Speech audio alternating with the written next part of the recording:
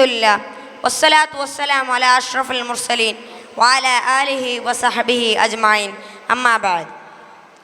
ബഹുമാനവും ആദരവും നിറഞ്ഞ ഉസ്താദന്മാരെ, അതുപോലെ എൻ്റെ പ്രിയപ്പെട്ട കൂട്ടുകാരെ, ഞാൻ ഇന്ന് നിങ്ങളുടെ മുന്നിൽ വന്നിരിക്കുന്നത് ലക്ഷ്യം എന്ന വിഷയത്തെക്കുറിച്ച് 2-3 വാക്കുകൾ പറയാനാണ്. നാഥനായ അല്ലാഹു സുബ്ഹാനഹു വ തആല തൗഫീഖ് നൽകുമാറാകട്ടെ. ഓ സുഹൃത്തുക്കളെ, എന്താണ് ഈ ലക്ഷ്യമെന്നുള്ളത്? പല ഭാഷകളിൽ പല തരത്തിൽ പറയുന്ന ഈ ലക്ഷ്യമെന്നാൽ എന്താണ് ഈ ലക്ഷ്യത്തിൻ്റെ ഡെഫിനീഷൻ? ലക്ഷ്യത്തിൻ്റെ ഡെഫിനീഷൻ ആകുന്നത് a strong desire to do or achieve something എന്നാണ് ഈ ലക്ഷ്യത്തിൻ്റെ ഡെഫിനീഷൻ ആകുന്നത്. എന്ന് വെച്ചാൽ ഒരു ബലമായ ആഗ്രഹത്തിനെ സാധിപ്പിച്ചെടുക്കുക എന്നാണ്. ഞങ്ങൾ ലക്ഷ്യത്തിനെ 2 തരത്തിലായി വേർതിരിച്ച് കാണാം. അതിലൊന്ന് ജീവിതത്തിൻ്റെ ലക്ഷ്യം, മറ്റൊന്ന് ജീവിതത്തിലെ ലക്ഷ്യം എന്നാണ്. ഒരു മുസ്ലിമിനെ സംബന്ധിച്ചിടത്തോളം ആ മുസ്ലിമിൻ്റെ ജീവിതത്തിൻ്റെ ലക്ഷ്യമാകേണ്ടത്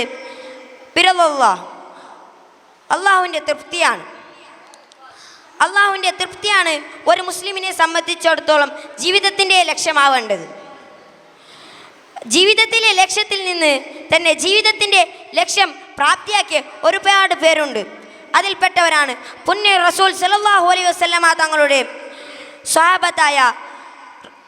സ്വഹാബത്തുകൾ. അവരുടെ പരമ ലക്ഷ്യം എന്താണെന്ന് വെച്ചാൽ പരിശുദ്ധ ദീൻ ഇസ്ലാമിനെ ലോകമാകെ പ്രചരിപ്പിക്കുക എന്നതാണ്. അവർ അങ്ങനെ ലോകമാകെ പരിശുദ്ധ ഇസ്ലാമിനെ പ്രചരിപ്പിക്കുകയും തങ്ങളുടെ ജീവിതത്തിലെ ലക്ഷ്യത്തിൽ നിന്ന് ജീവിതത്തിൻ്റെ ലക്ഷ്യവും പ്രാപ്തീകരിച്ചു. അങ്ങനെ ആവണം. എത്ര തടസ്സങ്ങളുണ്ടായാലും ഞങ്ങളുടെ ജീവിതത്തിലെ ലക്ഷ്യം പ്രാപ്തീകരിക്കണം. ഞങ്ങൾ അതിനുവേണ്ടി ശ്രമിക്കണം. ഞങ്ങൾ ഈ പഠിക്കുന്ന സമയത്ത് പല തരങ്ങളായ സ്പെസിഫിക്കായ ലക്ഷ്യങ്ങൾ കാണണം. അങ്ങനെ ലക്ഷ്യങ്ങൾ കണ്ട് മാത്രം പോരാ, അതിനെ പ്രാപ്തീകരിക്കാൻ ഞങ്ങൾ ശ്രമിക്കുകയും ചെയ്യണം. അങ്ങനെ ശ്രമിച്ച് പ്രാപ്തീകരിച്ച ഒരു മനുഷ്യനാണ് ഭാരതത്തിൻ്റെ 11ാം പ്രസിഡൻ്റായ APJ അബ്ദുൽ കലാം. അദ്ദേഹത്തിൻ്റെ ലക്ഷ്യമായിരുന്നത് പൈലറ്റ് ആവണമെന്നായിരുന്നു. പക്ഷേ അദ്ദേഹം ചെന്നെത്തിയത് മറ്റൊരു മേഖലയിലാണ്. അത് ചുരുക്കി പറഞ്ഞാൽ അദ്ദേഹം ചെന്നെത്തിയത് സയൻറ്റിസ്റ്റ് ആയതാണ്.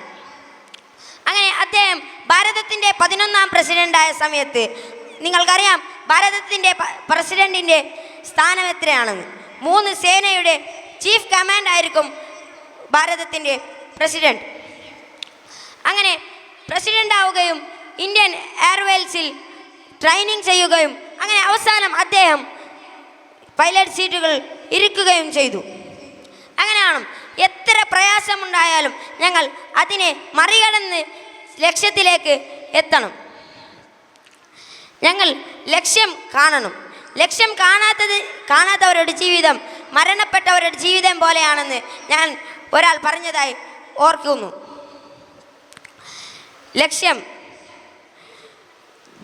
ജീവിക്കാൻ ഒരു ലക്ഷ്യം വേണം. ലക്ഷ്യമില്ലെങ്കിൽ ഒരു ജീവിതം എന്ന് പറഞ്ഞ് അർത്ഥമില്ല. ജീവിക്കാൻ ഒരു ലക്ഷ്യം അനിവാര്യമാണ്.